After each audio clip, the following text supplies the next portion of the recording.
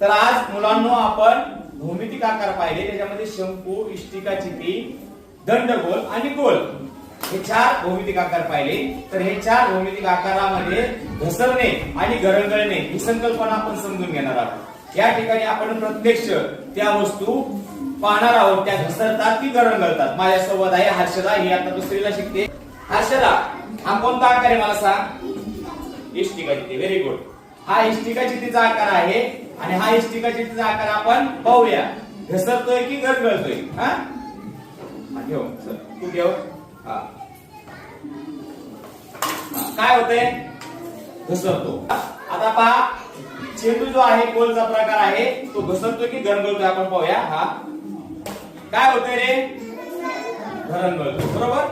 आता दंडगोल, हा जो दंडगोल आहे याला 3 पृष्ठभाग आहेत, 2 सपाट आहेत आणि 1 वक्र आहे. सपाट पृष्ठभागावर हा दंडगोल जर ठेवला तर तो घसरतो. काय होतो? घसरतो. आणि ज्यावेळेस वक्र पृष्ठभागावर ही आकृती ठेवली, ही प्रतिकृती ठेवली, तर पहा काय होते?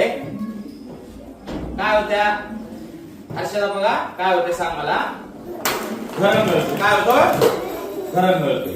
बरोबर. हा, घरंगळणे आणि घसरणे दोन्हीमध्ये फरक आहे.